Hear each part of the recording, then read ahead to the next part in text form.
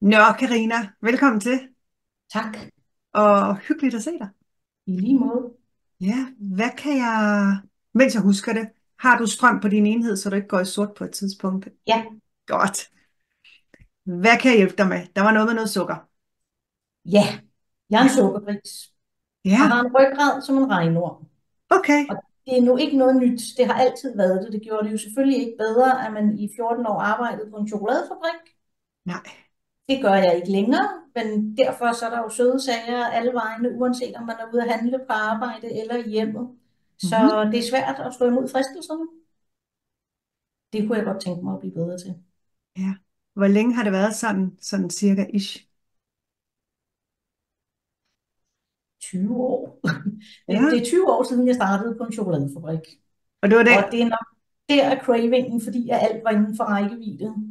Ja, Og også, man fik rigtig mange prøver med hjem, at det tog overhånd. Som barn fik jeg ikke synderlig meget slik hjemme. nej, Så derfor vil jeg nok sige, at cirka 20 år har indtaget været højere, end det burde. Også fordi ja, der altid er et eller andet at fejre på en arbejdsplads. Så er der nogen, der har fødselsdag, så er der nogen, der skal på ferie, så er der nogen, der har fået et barnebarn, så er der nogen, der skal have børn, og der er altid nogen, der har kage med, eller slik med, eller is ja, med, eller et eller andet. Og ja, så siger man ikke nej.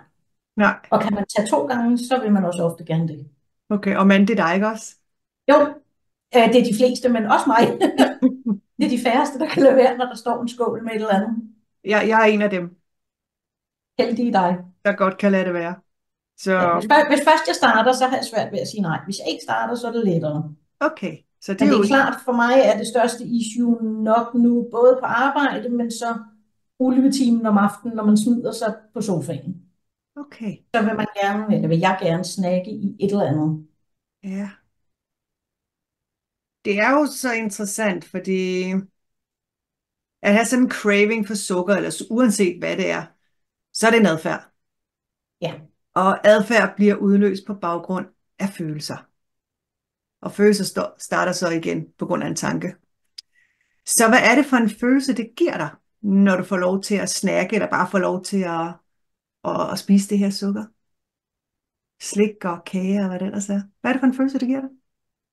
det kan jeg ikke sige. Jeg kan kun sige, at jeg kan ikke stå imod, når jeg har cravingen. Og jeg så Mhm. ved, at jeg har et eller andet i skabet, skuffen, eller når man nu bor centralt i en stor by og har butikker lige uden for døren, så nytter det ikke noget ikke at have det hjemme, for man kan hurtigt få det alligevel. Ja, Jeg kan ikke sige andet end, at ja, cravingen er der, og så giver jeg efter. men det må alligevel give dig et eller andet, for ellers vil du bare lade være. Sådan noget ubevidst, der er ikke noget, jeg bevidst har tænkt over, det giver mig andet, end det har jeg lyst til. Mhm. Og det kan være chokolade den ene dag, eller kris den anden dag, og vingummi den Ja. tredje dag. Så det er ikke Og altid det samme. Nej. Og hvad med om aftenen, der, når du ligger der på sofaen? Er det sådan en eller anden form for belønning, eller er det sådan, nu skal jeg hygge mig, eller hvad? Jeg ved det ikke, jeg når bare ikke at ligge ret længe, inden jeg rejser mig og tager ind noget andet, så jeg har noget at ligge og snakke i. Det er Ja. ikke fordi, jeg tager det med over, når jeg lægger mig, men jeg når ikke at ligge ret længe, inden jeg tænker, det har jeg lyst til, og så rejser jeg mig. Ja, fordi i virkeligheden kan du bare lade være. Undskyld. For i virkeligheden kan du bare lade være. Ja, det burde man kunne, men det er så det, jeg ikke kan. Så hvad for nogle styrker eller ressourcer har du brug for til bare at lade det være? Jamen, det er vel, at sukkermonsteret inden i mig bliver delvis kvalt. Man kan sige, at jeg vil jo selvfølgelig stadig gerne være social på job og være med, når der er de sociale anledninger til at fejre et eller andet. Men det skal jo være i mindre grad, Men så du, jeg for eksempel ikke tager 2 gange. Eller ja, netop, at jeg ikke hver aften kører en pose Matador Mix eller Ritter men du Sport. kan vel godt være social uden at spise slik? Det kan man nok godt, men hvis der er en, der har stået og lavet noget hjemme bag, og der ikke er nogen, der spiser af det, så er det egentlig også lidt ubehøveligt, synes jeg. Det er jo ikke sikkert. Og der vil altid være en, der tager det. Den ene behøver ikke at være dig. Det er rigtigt. Og så er der ikke nogen, der siger, at man ikke bare kan nøjes med et lille stykke. Man behøver ikke at spise det halve jo. Nej, det behøver man ikke, men det er så det, jeg ikke kan lade være med. Nej, men det var sådan, det var. Så hvad har du brug for en styrke eller ressource til at bare lade slikskålen stå? Har du brug for at være i kontrol, eller hvad har du brug for? Ja, det er jo det, jeg så ikke ved, hvordan at man kan slippe. for den craving. Ja, nu snakker vi ikke om, hvad du skal slippe. Nu snakker vi om, hvad du har brug for i forhold til at nå derhen, hvor du bare kan lade det stå. Jamen, så er det vel kontrol over min egen craving, Ja. Så så det jeg at ikke være i gør det. kontrol og kunne sige nej tak, eller bare kunne lade det stå. Ja, eller nøjes med at smage og ikke tømme hele skålen. Ja, lige præcis. Hvad vil det give dig? Hvad vil det betyde for dig bare? Sundere liv i første omgang. Ja, Det er jo absolut ikke godt for vægten at have en sukkercraving, og det gør det jo nej, heller ikke bedre, hvis ikke at man besøger fitnesscenteret 4 gange om ugen. nej, i hvert fald bare en gang, man får noget motion. Ja, Så et sundere liv. det skulle gerne gøre, at jeg i hvert fald ikke bliver ved med at vokse vægtmæssigt, men enten stagnerer, eller for den sags skyld taber mig. Ja. Hvad vil det betyde for dig at få et sundere liv og tabe dig? Hvad vil det betyde for dig? Jamen, eftersom jeg har en lungesygdom, så vil det jo være rigtig positivt. Absolut.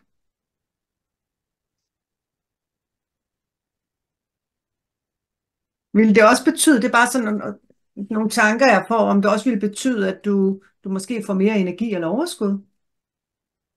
Måske, men det er nu ikke, fordi jeg føler mig energiforladt. Jeg synes, Nej. jeg lever et ret aktivt liv.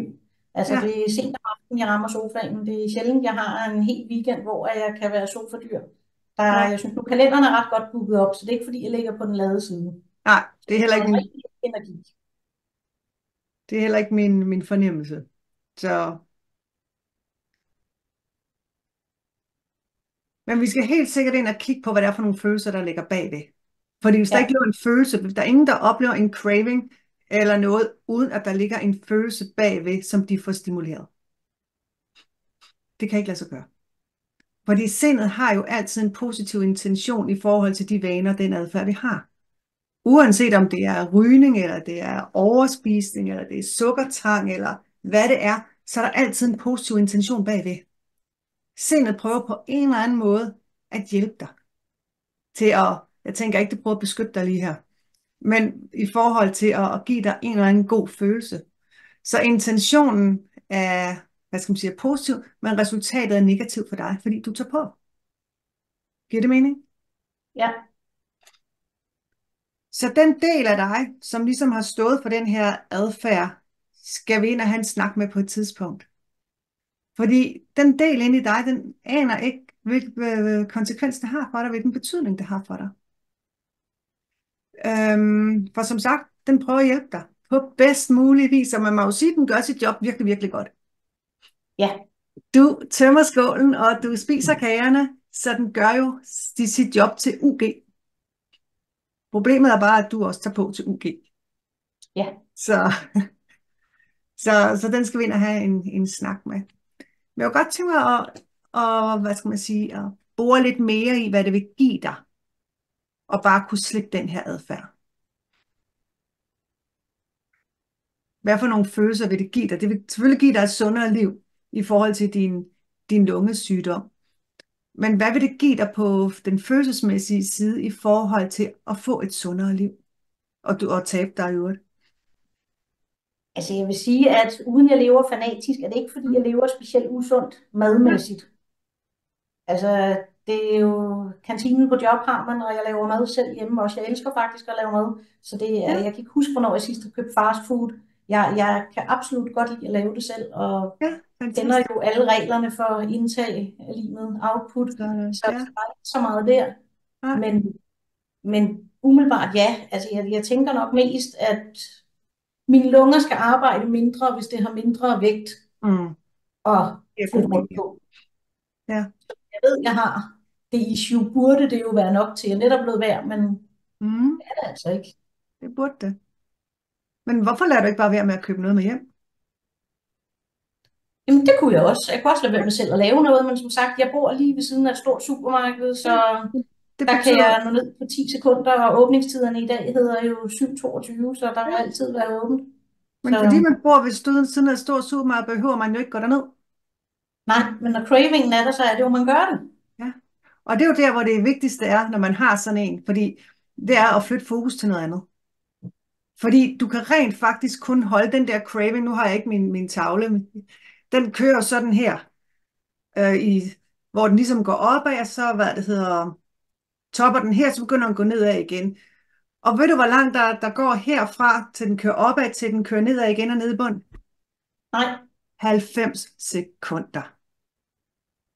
Så det du var skal i ikke ret bund og lang tid. grund bare følge, flytte fokus i noget, der ligner 90 sekunder, og gøre noget andet. Fordi det er jo sådan, at jo mere vi har fokus på noget, jo mere fylder det, og jo mere får vi lyst til det, hvis vi lige taler slik og kager.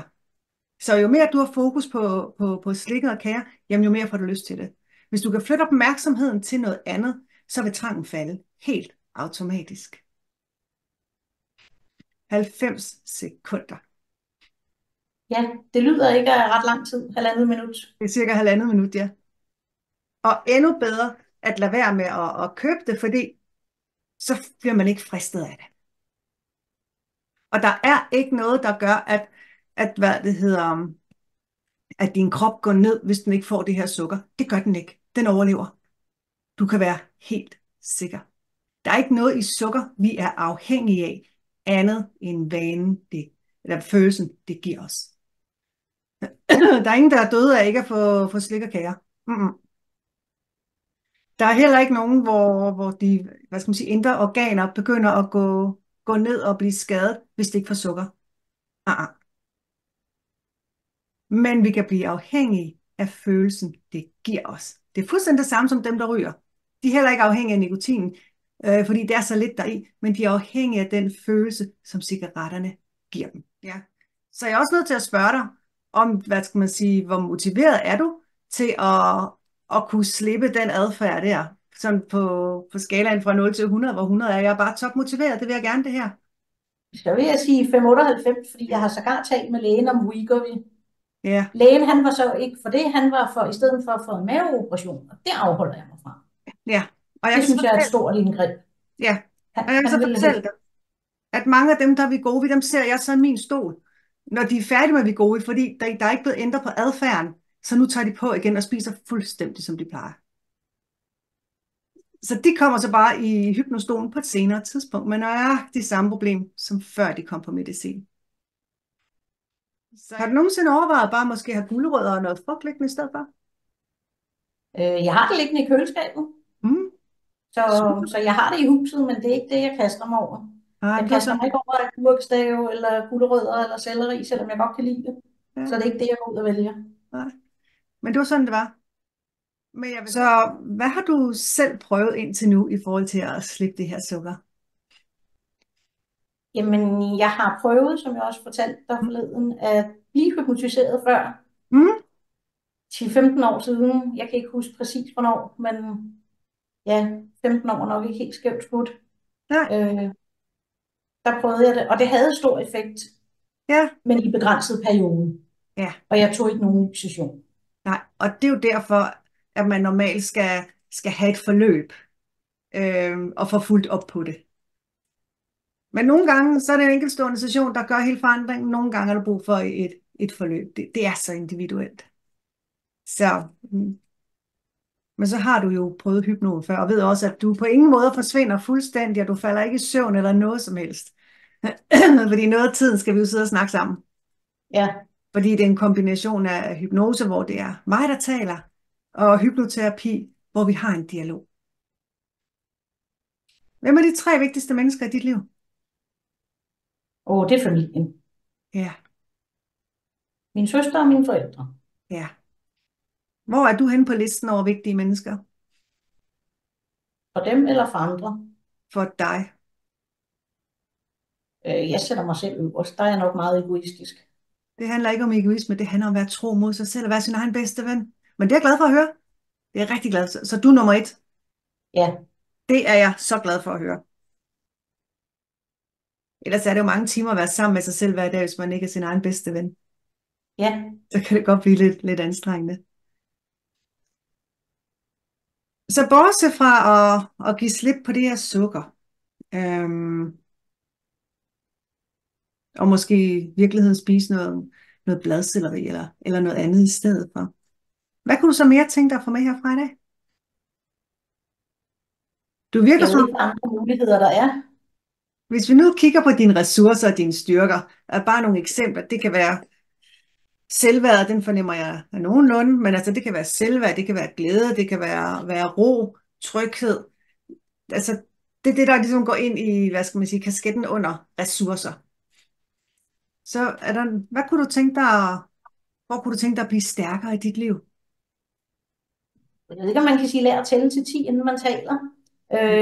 Sandheden er nogle gange ildehørt. Ja, Så, så selvom det er det rigtige, man siger, så skal man måske lære at tælle til 10. ja. Er det det samme, som man lige tænker, før man taler, eller er det bare lige at tage en dyb vejrtrækning? Det er jo ikke, fordi jeg siger noget forkert. Nej, men måden Øh, er sagt på men måske. den bliver skudt for kontant Okay, fra hoften. ja. Hvad mere? Jeg har skrevet kontrol på os i forhold til det med sukker. Jamen altså, jeg er jo A-menneske udadvendt. Mm. Synes, ja, som du selv siger, jeg hviler sådan rimelig godt i mig selv. Ja. Så der er ikke noget på den personlige front, jeg ellers har spekuleret over. Nej, og ellers så skal det nok komme undervejs. Ja, For det er jo simpelthen så smart, og lige nu sidder jeg og snakker med den analytiske del deroppe, og den er også rigtig fin at sidde og snakke med. Men sandheden ligger nede på harddisken. Så, og alle de programmer, der er blevet installeret undervejs, de ligger også dernede. Og også det her program, der hedder, jeg skal have sukker og kage. Det ligger også dernede på harddisken. Nu arbejder vi jo online, og der er ingen forskel, om vi er online eller vi er fysisk. Resultatet bliver det samme. Og det er også derfor, det er så vigtigt, at jeg kan se dig, og jeg kan se dig helt perfekt. Fordi så kan jeg følge med i, hvor du er henne i forhold til processen. Øhm, og hvis du i 5 minutter eller mere ikke hører min stemme, så vil det bare helt automatisk flytte opmærksomheden til rummet. Og åbne øjnene og igen være fuldt til stede. Der kan jo ske noget teknisk. Jeg har også strøm på min. Men nogle gange ved vi også, at så virker teknikken ikke. Eller hvad ved jeg, der kan finde på at ske. Jeg har ikke været ude for det endnu, og jeg tænker heller ikke, at det skal være første gang det her. Hvis du får brug for at gå på toilettet, så er det bare lige at sige det. Åbne øjnene og gå ud på toilettet. Og når du igen sidder der i sofaen og lukker øjnene, så vil du blive endnu mere afslappet og bare gå endnu stærkere ind i den oplevelse, du lige var i gang med. Du kan ikke sige noget forkert. Du kan ikke gøre noget forkert. Har du nogle spørgsmål, eller noget, du tænker, ej, det skal vi lige snakke om? nej, Nej. Så jeg vil egentlig gerne bede dig om bare at sætte dig godt til rette. Luk øjnene. Og lige start med at tage en dyb vejrtrækning helt ned i maven. Så vil jeg gerne bede dig om at bevæge dig 1 år ud i fremtiden. Der, hvor du bare har ladet stå til. Der, hvor du ikke har gjort noget for at ændre din situation i forhold til sukker. Der, hvor du bare har spist masser af sukker og kager. 1 år ude i fremtiden. Der, hvor du måske har været ligeglad. Ikke har taget ansvar. Bare har ladet stå til. Og det er 1 år ude i fremtiden. Jeg vil gerne bede dig om at lige at lægge mærke til, hvordan det er at være dejlig der. Din krop, din sundhed, din lungesygdom. Læg mærke til, hvordan det er at være dejlig der. Hvor du ikke har handlet. Bare har ladet stå til, fordi det har været nemt. Så vil jeg bede dig om at flytte dig yderligere ud i fremtiden. 5 år ude i fremtiden. Der, hvor du har lavet stå til. Og bevæge dig så ud i den sidste del af livet. Der, hvor du bare har gjort ingenting. Fordi det har været nemt. Lige læg mærke til, hvordan det er at være dig derude i den sidste del af livet. Kroppen. Det mentale.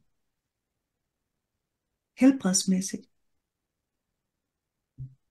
Der, hvor du har fravalgt de sunde ting i køleskabet, fordi trangen til sukker og kager føltes større. Så vil jeg gerne bede dig om lige at vende tilbage til udgangspunktet igen. Og bevæge dig 1 år ud i fremtiden, der hvor du har taget ansvar. Der hvor du tog kontrol over dit liv. Der hvor du bevidst fravalgte slik og sukker. Alle de usunde ting, fordi du præcis ved, hvad de gør ved dig.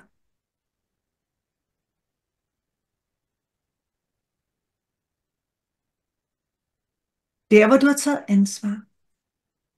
Der hvor du har gjort noget for at styrke dit helbred.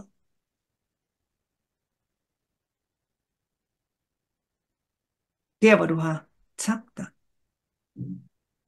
Og lige læg mærke til, hvordan det føles der 1 år ude i fremtiden. Og flyt dig så ud til slutningen af dit liv. Der hvor du i så mange år har levet det sundere liv. For mange år siden sagde farvel til slik og kager og chokolade. Fordi du vidste, at det var mere skadeligt end gavnligt. Fordi du vidste, at det var nogle stoffer, som din krop ikke havde brug for. Den ville have meget bedre af de sunde ting. De sunde mellemmåltider. Der hvor du tog en beslutning for lang tid siden, tog et ansvar for dit liv, tog kontrol over din vane, din adfærd. Og læg mærke til, hvordan det føles derinde i kroppen. Lige der, i slutningen af livet. Hvordan dit fravalg af slik og kage har haft en positiv effekt på dit liv. Hvordan du har tabt dig. Hvordan det har påvirket din krop og din lungesygdom.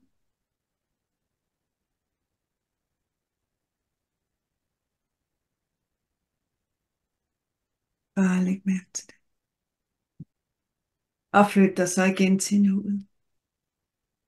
Lige flyt opmærksomheden til vejrtrækningen og følg din vejrtrækning som en helt naturlig del af dig. Så vil jeg gerne bede dig om at forestille dig en kasse foran dig. Det kan være en trækasse eller en plastikkasse, det er ikke så vigtigt. Men lige nu er den lukket, og der er en lås på den. Så bare lige giv mig en nik, når du oplever kassen. Perfekt. Ved siden af kassen, der ligger der en nøgle. Jeg vil gerne bede dig om at tage nøglen og åbne låsen og åbne kassen. Kassen, den er tom. Nu vil jeg bede dig om at lægge alle de ting ned i kassen, som du gerne vil give slip på. Alle de ting, der forhindrer dig i bare at kunne udleve dit fulde potentiale. Alle de ting, der indtil nu har stået i vejen, for at du bare kan have et endnu sundere liv.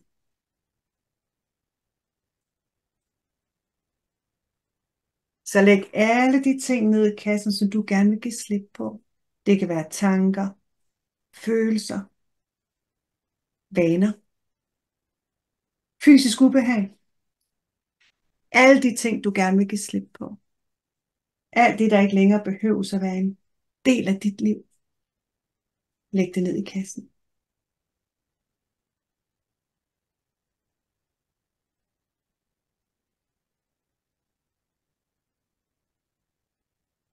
Og læg mærke til, hvordan det føles derinde i dig. Efterhånden, som du lægger flere og flere ting ned i kassen. Alt det, du gerne vil give slip på. Fysisk, mentalt, bevidst og ubevidst.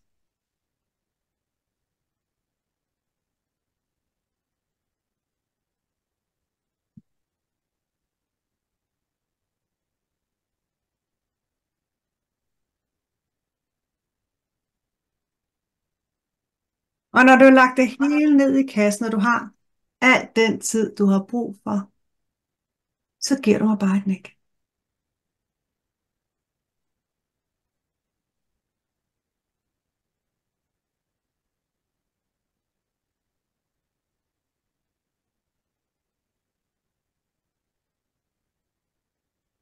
Rigtig godt. Så jeg vil gerne bede dig om at lukke kassen igen. Lige sæt låsen på og sæt nøglen ind i og drej den så mange gange, at du ved, at den kasse den er forsvarligt låst.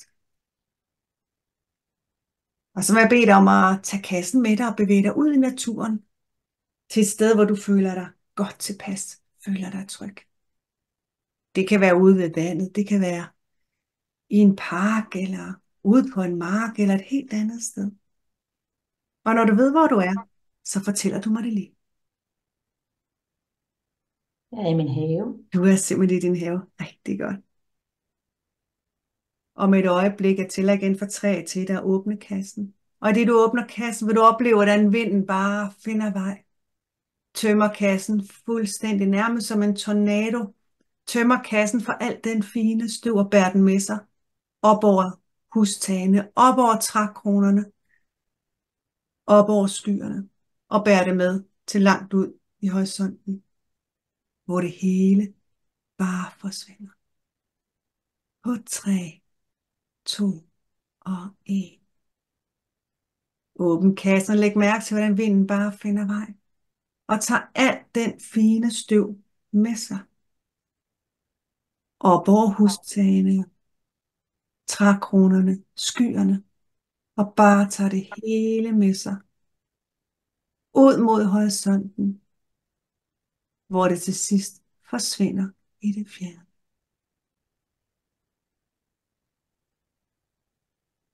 Og læg mærke til, hvordan det føles derinde i dig, bare at se det hele forsvinde.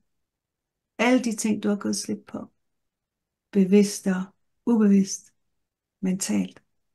Fysisk. Hvordan føles det inde i dig lige nu? Behageligt, afslappende, Ja, hvor mærker du det henne? solar plexus. Ja, lige præcis. Rigtig godt. Og lige flyt opmærksomheden til vejrtrækningen en gang og bare følg din vejrtrækning. Så vil jeg bede dig om at forestille dig nærmest som en ud af kroppen oplevelse. At en del af dig svæver ud. Efterlader kroppen der i sofaen. Og en del af dig bare svæver ud. Svæver opad. Op igennem loftet. Op igennem taget. Op igennem skyerne. Højere og højere op. Og når du kigger ned, så langt dernede, kan du se en skydeskive. Du kan se de farvede cirkler, du kan se målet derinde i midten. Og derinde i midten af målet, der er den sukkertrang, som du oplever. Om et øjeblik vil jeg sige lyden. Hush. Og du bliver affyret som en pil og flyvepils hastighed hele vejen ned, ind igennem midten af målet, ind i et øjeblik af fuldstændig ro. Så gå i gang og tag den tid, du har brug for. Når du igen sidder der i kroppen, ved at det ubevidste sind har skabt de forandringer, der skal til at give dig den fuldstændige frihed, så giver du mig bare lige et nik, hvor du har den tid, du har brug for. Og lige fortæl mig, hvordan det føles inde i dig lige nu. Jeg føler slet ikke, jeg har nogen ryggrad. Jeg er en chili-klat, sådan føler jeg det. Ja. Og hvad betyder det, når ryggraden føles som en geléklat? Hvad? Jamen, det er hele kroppen, fordi ryggraden ikke er der til at afstive den, så ja, afslappet, Ja, malig. ja, rigtig godt.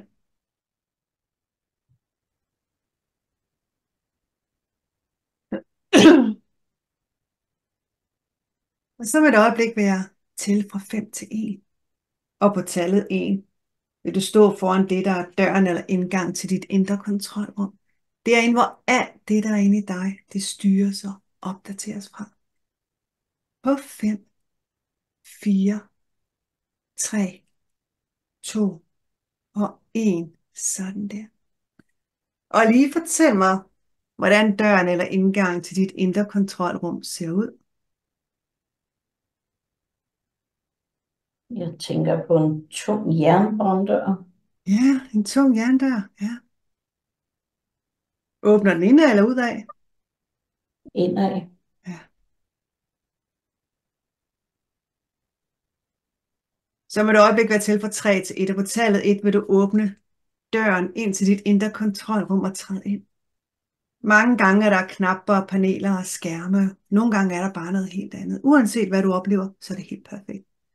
På 3, 2 og 1. Sådan der. Lige træde ind i dit indre kontrolrum og fortæl mig, hvordan der ser ud derinde.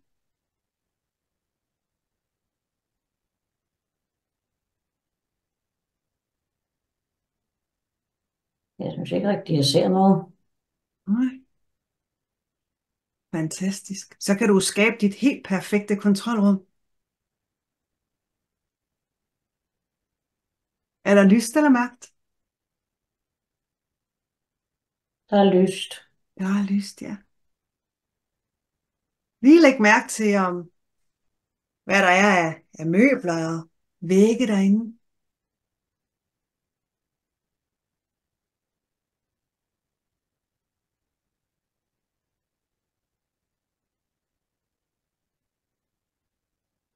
Jeg ser et skab. Ja, fantastisk. Hvad farver skabet?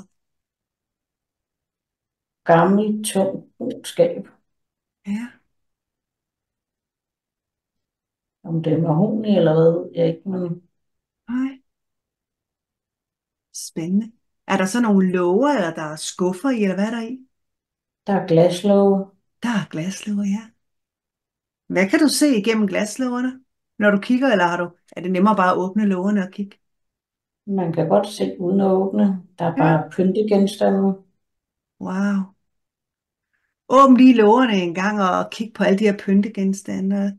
Og lige se, hvad for en er de her pyntegenstande eller noget andet, som fanger din opmærksomhed først.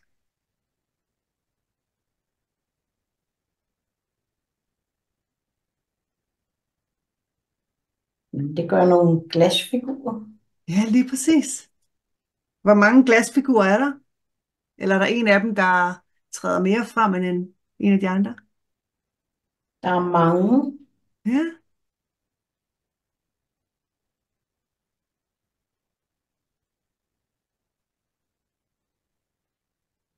Er det dem alle sammen, der fanger din opmærksomhed, eller der er især en? Kigger bare på dem alle sammen. Ja. Er det nogle glasfigurer, du kender, eller er det nogle nye, nogen, der lige viser sig der? Nej, jeg kender dem godt.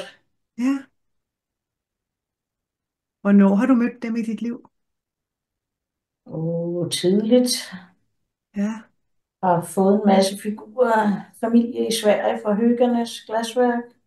Ja, lige præcis. Og hvilken følelse giver det dig at kigge på de her glasfigurer? Jeg synes, de er flotte. Ja. Så gør de dig glad, eller hvad for en følelse giver de ind i dig? Ja, glade. De er flotte. Ja, lige præcis. Hvor gammel var du, da du fik de glasfigurer der? Det er svært at huske, men umiddelbart mellem 10 og 20 år. Okay, så det er over en årrække. Ja, Mm.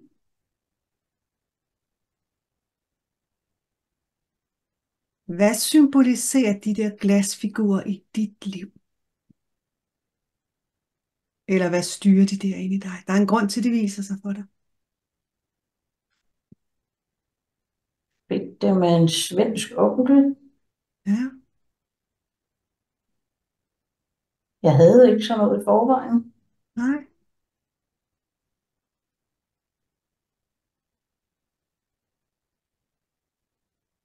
Så hvordan føltes det dengang, at du fik de her glasfigurer af din svenske onkel? Jeg blev glad. Ja, lige præcis. Det Hvor var er dyr. de? Hvad siger du? Det var forskellige dyr Ja. Hvor er de glasfigurer henne i dag? i en kasse i kælderen. Okay.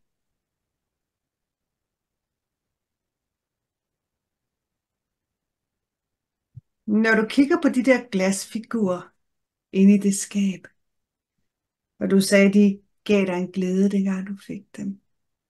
Når du sådan står og kigger på dem lige der, hvor stærk er glæden så på en skala fra 0 til 10, hvor 10 er det højeste? Jamen altså, dengang jeg fik dem, var den stor. Ja, men lige nu. Jeg har jo fravalgt at sætte dem op. Ja.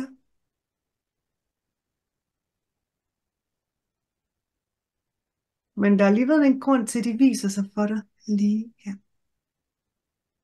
Så hvad er det for en indsigt, du skal have lige her, som er positiv i forhold til at få vist alle de glasfigurer?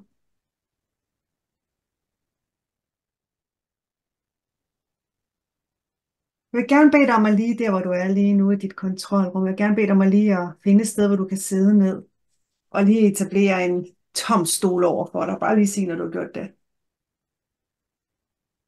Ja, Rigtig godt. Nu vil jeg gerne bede dig om at invitere den her del af dig, der har stået med sukkertrangen, til at komme og sætte sig over for dig. Og bare lige sige til, når den har taget plads. ja. Perfekt. Nu er den her del af dig, der har med sukkertrang at gøre, taget plads. Så jeg beder dig om at spørge den her part i dig, hvad den positive intention bag sukkertrangen har været. Og bare giv mig et nik, når du har fået svaret.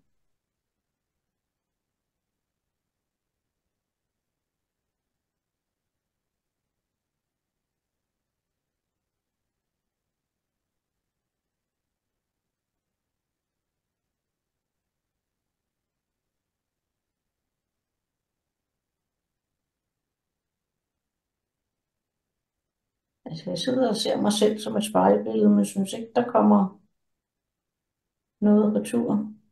Ja.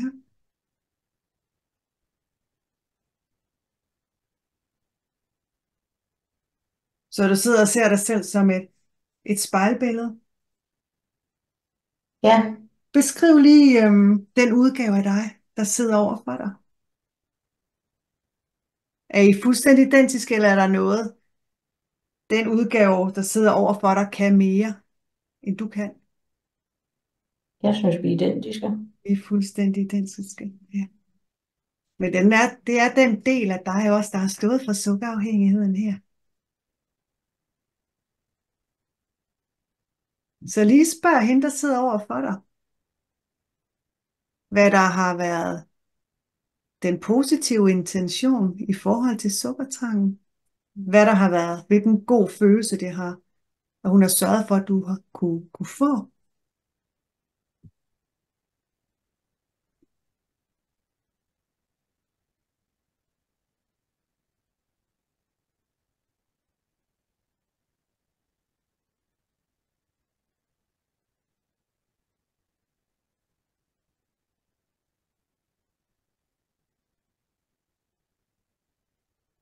Jeg synes desværre ikke, der kommer noget retur. Mm.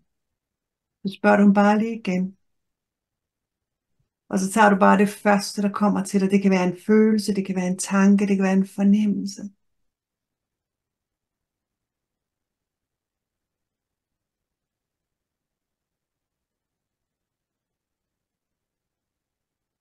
Så det eneste er sådan, fordi jeg kan. Okay, lige præcis. Rigtig godt.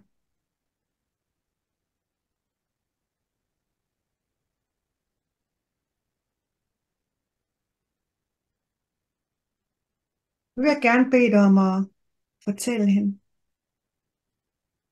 i forhold til den positive intention, fordi du kan.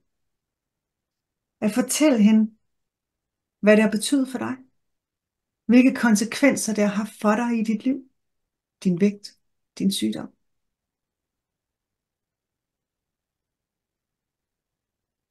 Fortæl hende, hvilke omkostninger det har haft for dig. Og spørg hende, om det var hendes mening, at det skulle være sådan for dig.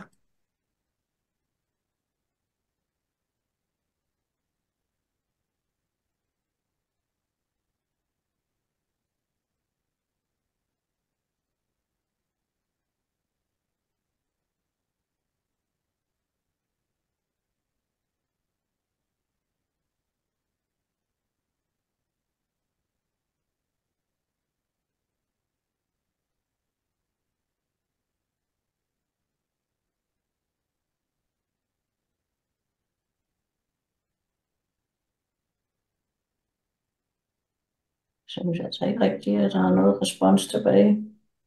Ja. Har du fortalt hende, hvad det har betydet for dig? Ja, Hvilke konsekvenser? Og lige spørg hende igen, om det var hendes mening, at det skulle være sådan for dig. At det faktisk skulle begrænse dig, i stedet for at styrke dig og hjælpe dig.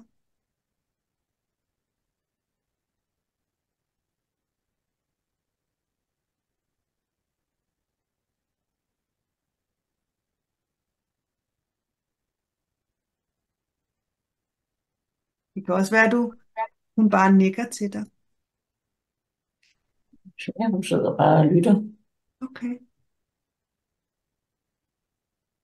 Men så fortæl hende lige, at du ved, at hun har prøvet at hjælpe dig.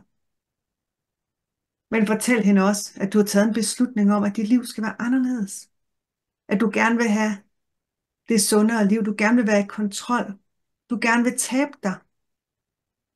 Og du gerne vil have det bedre i forhold til din sygdom. Og lige præcis det, at du er i kontrol og begynder at vælge de sunde ting til, i stedet for sukkeret, vil faktisk hjælpe dig rigtig meget. Fortæl hende lige, hvad det vil betyde for dig, og hvordan det vil forandre dit liv. Og spørg, om hun vil hjælpe dig.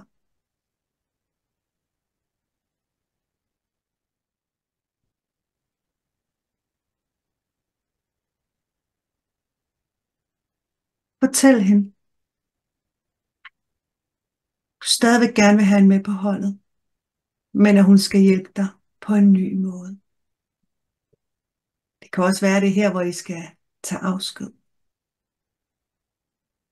Du har sikkert haft mange venner eller bekendte igennem årene, og nogle gange vokser man fra hinanden. Nogle gange så bliver man hinandens begrænsning, i stedet for at blive hinandens styrker. Og det er der, hvor det er tid til at takke af, sige farvel.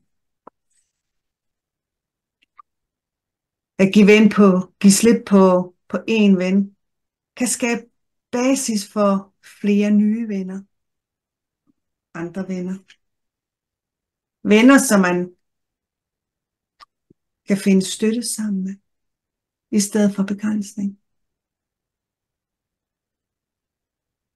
Og sådan er det nogle gange bare i livet, at man vokser fra hinanden. Og det er helt naturligt. Og det er helt i orden. Men fortæl hende også, at hun stadigvæk er velkommen på dit hold. Men på en anden måde end før. At hun faktisk får et nyt ansvarsområde. At hjælpe dig til din forandring. Hjælpe dig til at vælge grøntsagerne frem for slikket. Hjælp dig med din forandring til at tabe dig. Få det sundere liv. Vær i kontrol.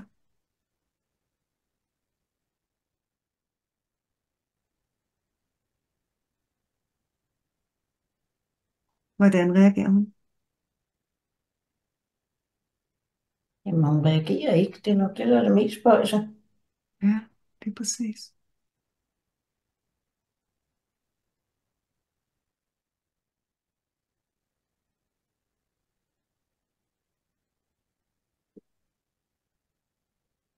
Altså, den logiske tanke er jo, at hvis hun hverken siger ja eller nej, så er hun ude.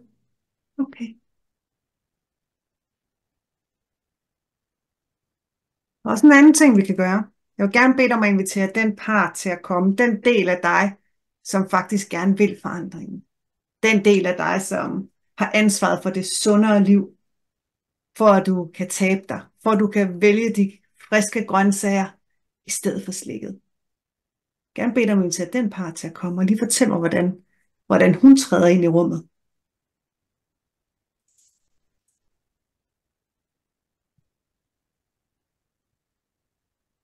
Hun kommer smilende ind. Ja, lige præcis.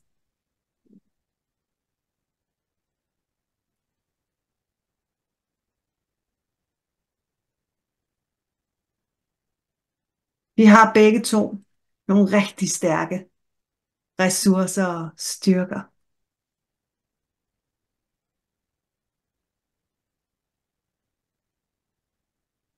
Hende med sukkeret, hun har været rigtig trofast og rigtig loyal i mange år. Hun har haft en gennemslagskraft, der virkelig har været fantastisk. En gennemslagskraft, som der kan bruges til din forandring.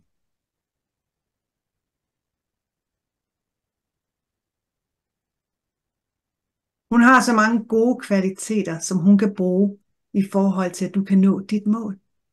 Måske endda ved at samarbejde med den anden part, som gerne vil det sundere liv og være i kontrol.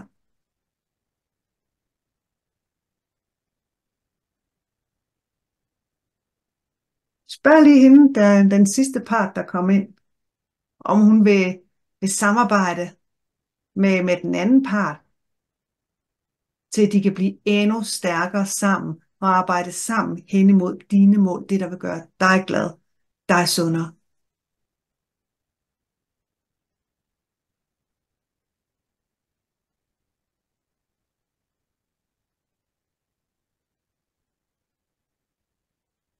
Det vil hun gerne. Hun er et værd slude, så tolk.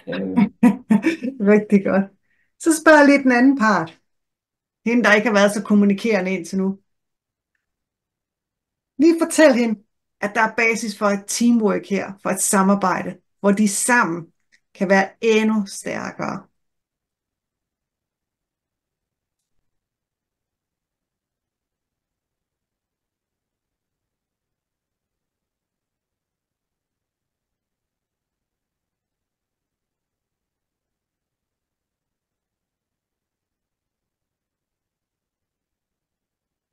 Jeg synes nu stadig, hun er passiv.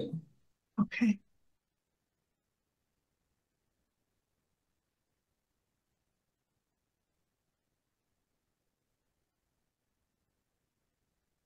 Hvad betyder det, når hun er passiv?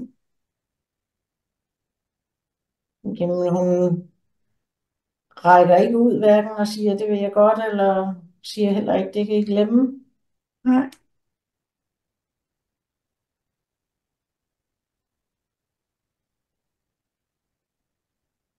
Så hvordan skal du og den meget snakkende part her, hvordan skal I forholde jer til det?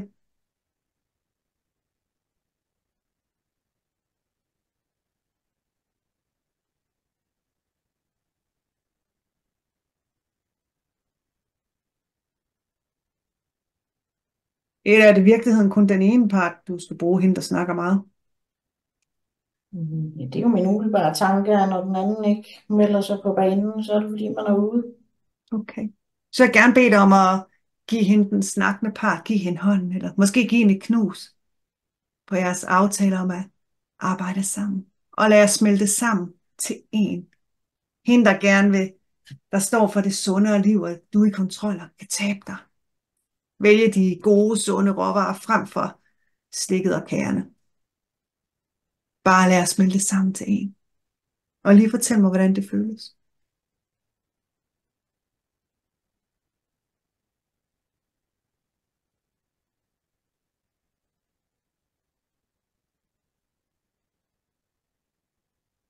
Jamen, det føles godt.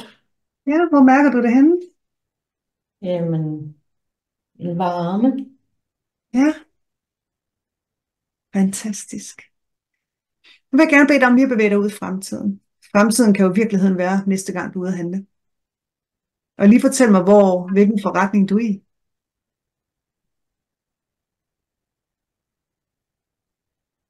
Et sted, hvor du kan blive fristet. Jamen, jeg er i min nabobutik. Du er simpelthen... Er det sådan et stort Det, supermarked? Det er en Coop 365. Det er det nemlig, ja. Så jeg vil gerne bede dig om at lige bevæge dig rundt der. Og lige fortælle mig, hvordan det føles.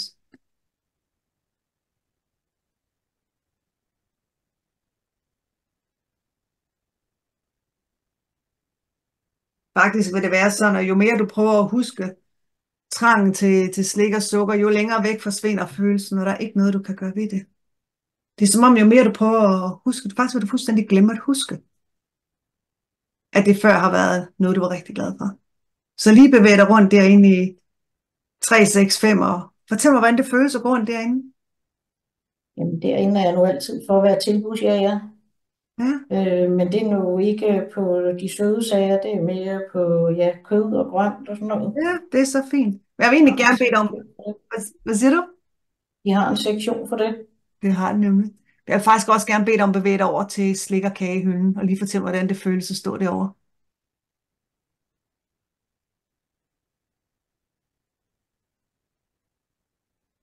Altså, jeg genkender alle brandsene. Ja, det må du også gerne. Men hvordan er trangen til at købe noget af det? Umiddelbart er den der ikke. Nej, lige præcis. Rigtig godt.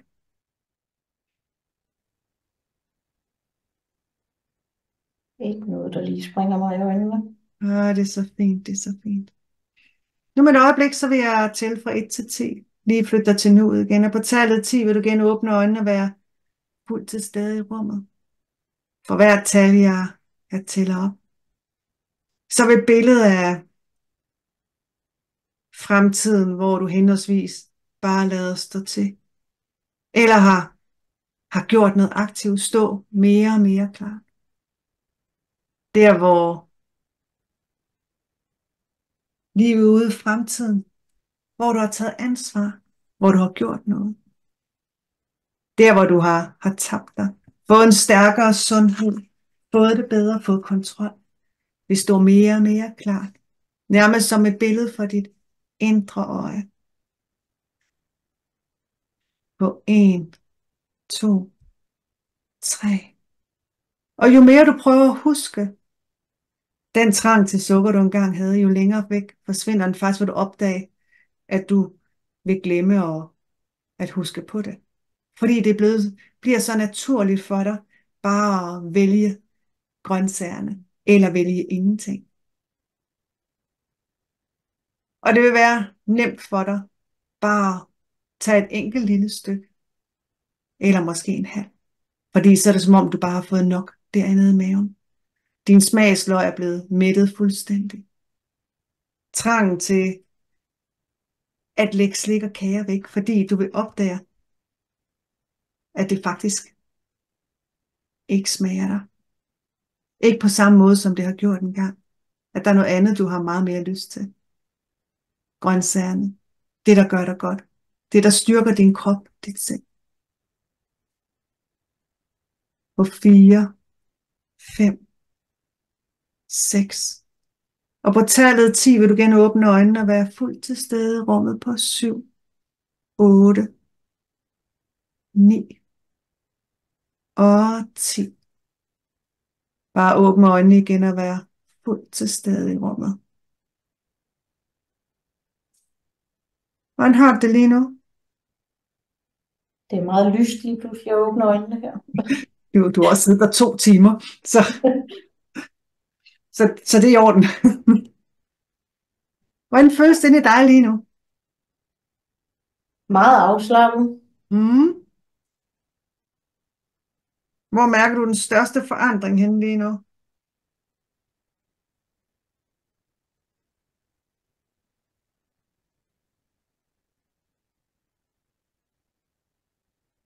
Det ved jeg faktisk ikke rigtigt. Mm. Jeg Så føler mærker mig du ramt. lige efter igen. Hvad siger du? Så mærker du lige efter igen. Hvor mærker du den afslappethed, den ro? Det synes jeg gør over det hele. Ja, lige præcis.